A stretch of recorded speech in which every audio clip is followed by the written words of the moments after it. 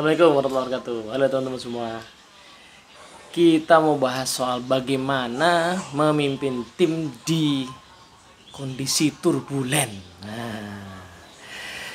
Jadi sebenarnya kondisi turbulensi itu bukan hanya terjadi ketika kondisi kayak sekarang ini, teman-teman semua ya. Jadi saya kira 10 tahun belakangan ini banyak organisasi bisnis politik juga sama sudah mengatakan bahwa kayaknya era sekarang ini era perubahan yang sangat cepat ya, cuman menjadi krusial ya karena memang ditambah dengan sebuah wabah yang impactnya kemana-mana gitu ya. Dan udah makin kerasa impact ke situasi ekonomi, politik, budaya jadi berubah semua gitu ya, at least untuk sementara. Yang jelas signifikan ya, sementara tapi signifikan gitu perubahannya. Nah, tapi di tengah situasi perubahan itu sebenarnya situasinya selalu sama ya.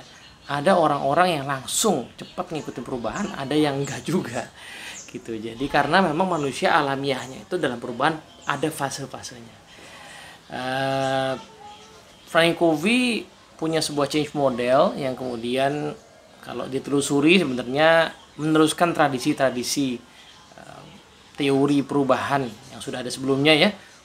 Kubler-Ross misalnya, kemudian Virginia Satir misalnya, itu punya framework yang mengatakan memang manusia berubah tidak cepat. Even ketika kita dipaksa sekalipun sebenarnya dalam diri kita harus melalui fase-fase itu sebelum bisa sampai kepada sebuah titik yang disebut sebagai new normal itu.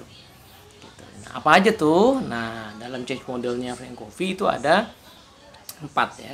Yang pertama biasanya kondisi awal adalah status quo, namanya zona status quo. Ini zona ketika ada 2 kemungkinan, belum ada perubahan yang signifikan atau sudah ada perubahan yang diperkenalkan atau dipaksa tetapi biasanya orang masih resisten. Nah, ini situasi namanya status quo. Nah, ketika perubahan sudah terjadi, apakah karena dipaksa oleh keadaan kayak sekarang atau karena diperkenalkan dan ada paksaan juga mungkin ya, menggunakan ganti sistem, core system misalnya. Nah, maka akan ada namanya zona disrupsi, zona gangguan, zona ketika orang mengalami sesuatu stres gitu ya dan banyak keluhan gitu. Itu akan membuat kinerja turun jauh kinerja secara psikologis juga orang mengalami tekanan-tekanan yang tidak nyaman, betul begitu. Nah, sampai satu titik di palungnya itu, titik ketika ada poin untuk mengambil keputusan ya, point of decision. Nah, di titik pengambilan keputusan itu orang kemudian akan masuk ke zona berikutnya yang disebut sebagai zona adopsi, zone of adoption. Ya, ini disebut adopsi karena orang sudah mengadopsi kondisi perubahan, meskipun ini sebenarnya ada nama lainnya kalau menurut saya adalah zone of learning. Ya, memang sih di tiap zona ada pembelajaran, tetapi zone of adoption ini adalah titik beratnya pada kemauan orang untuk belajar hal baru yang tidak mesti mudah ya, dia tidak semulus grafiknya, dia bisa berbelok-belok, kurvanya tuh realnya bisa muter-muter gitu ya, sehingga ada 2 kemungkinan, orang bisa naik sampai nanti ke titik the new normal yang disebut sebagai zone of better performance ya, kinerja yang lebih baik, tapi juga bisa mentok gitu ya, karena zone of adoption itu zona belajar itu tidak mudah, sehingga orang bisa jadi belajarnya berhenti ya, belum sampai tinggi kinerjanya sudah mentok. Atau bisa juga kemungkinan yang sebelumnya adalah di zona disrupsi ya, akhirnya mendatar aja tuh mencapai the new normal. Kita lihat banyak organisasi yang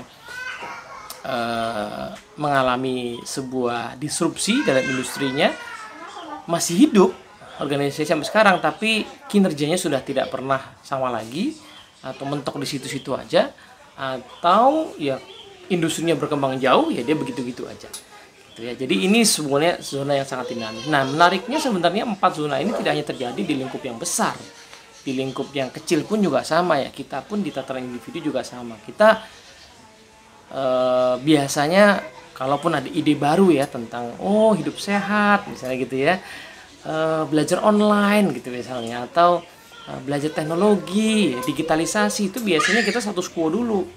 Even ketika sudah ada perubahan yang diperkenalkan status quo dulu. Terus main media sosial nih company kita, status quo dulu. Nah, sampai kemudian terjadilah disrupsi atau gangguan ketika kemudian jatuhlah kinerja, jebloklah kinerja, mengalami stres yang luar biasa.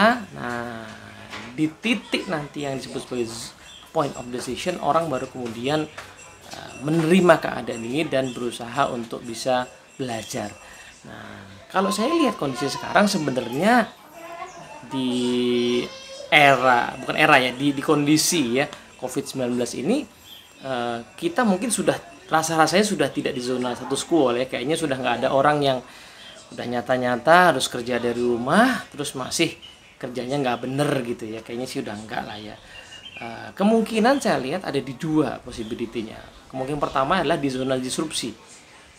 Jadi ya apa boleh buat, perubahan sudah terjadi ya, dia terganggu ya, dia tidak mungkin santai-santai lagi, dia terganggu. Kalau dia nyatanya di rumah bangun siang gitu ya, kayaknya udah diomelin bosnya dari kemarin-kemarin, jadi kayak pasti sudah mengalami disrupsi. Nah, itu kemungkinan pertama ya, cuman belum ambil keputusan nih. Nah, tapi sebagian lagi saya amati sudah cukup banyak yang mungkin juga sudah mulai masuk di zona adopsi, zona pembelajaran. Teman-teman saya yang fasilitator oke lah sudah mulai terbiasa ya berlatih menggunakan webinar misalnya, tapi tentunya nggak langsung mulus ya, banyak yang masih nyari-nyari bentuk ya, sinyal di mana yang bagus, cara makainya gimana, enaknya pakai platform yang mana, cara ngajarnya gimana, tentu harus berubah. Itu zona painful juga gitu, tapi disitulah letak kemajuannya yang nanti akan sampai satu titik ketika itu terjadi, jadi kinerja yang lebih baik. Nah, di dua zona ini, kalau yang terakhir kan kita belum bahas karena belum nyampe gitu ya. Di dua zona ini yang diperlukan adalah proses dialogis, proses interaksi, proses saling belajar yang terus-menerus. Kalau zonanya masih disrupsi, maka kita terus berdialog untuk menyadarkan orang pentingnya segera ambil keputusan untuk belajar. Tapi tetap harus dialog. Karena orang harus mendapatkan keputusan itu dalam dirinya sendiri. Keputusan dalam diri orang itu tidak bisa kita paksa, gitu ya. Tapi ya sepertinya di situasi sekarang sih orang akan dipaksa keadaan dan akan cepat gitu ya. Karena sudah mulai banyak cerita juga soal organisasi yang tutup gitu. Nah, di zona adopsi proses pembelajaran harus lebih banyak dilakukan. Saya sih justru menyarankan ya organisasi yang masih sanggup hidup, ya mudah-mudahan tidak terjadi sesuatu yang lebih buruk lagi gitu ya, masih sanggup hidup, maka jangan pernah sekali-kali menghilangkan proses pembelajaran. Justru di momen slow down adalah kita harus menambah aktivitas pembelajaran. Saya tidak mengatakan aktivitas pembelajaran harus bentuknya training, tidak hanya itu ya, tapi bentuknya adalah evaluasi yuk produk-produk kita yang masih bagus yang mana, yang perlu kita perbaiki yang mana. Eksplorasi yuk cara-cara baru yang bisa kita pakai nanti kalau sudah keadaan membaik. Teknologi apa yang bisa membantu? Apa hal-hal yang selama ini kita abaikan belum kita pelajari? Nah, jadi momen-momen belajar itu harus dipersering dan dijadwalin gitu ya. Video call jangan hanya bicara soal update pekerjaan yang ya pasti kelihatannya lambat itu resultnya gitu ya. Tapi harusnya kita jadwalkan momen pembelajaran kalau perlu tiap hari.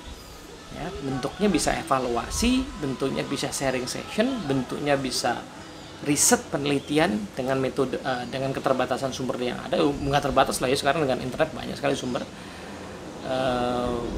Pelatihan kalau masih punya budget good, undang ahli untuk sharing, bedah buku, karena disitulah sebenarnya proses belajar. Nah, kalaupun ada proses eksekusi yang kita jalankan terus, nah jangan juga lupa untuk menjadikan proses eksekusi itu sebagai proses belajar juga. Ya, ada lesson learn yang selalu kita ambil di proses eksekusi itu. Nah, supaya nanti zona adopsi ini tidak terlalu melungker-lungker, ya, dia bisa mulus naik, ya relatif mulus naik ke atas dan nanti di situasi yang sudah membaik bisa mencapai yang namanya better performance. Nah, begitu teman-teman semua ya. Moga-moga manfaat. Assalamualaikum warahmatullahi wabarakatuh.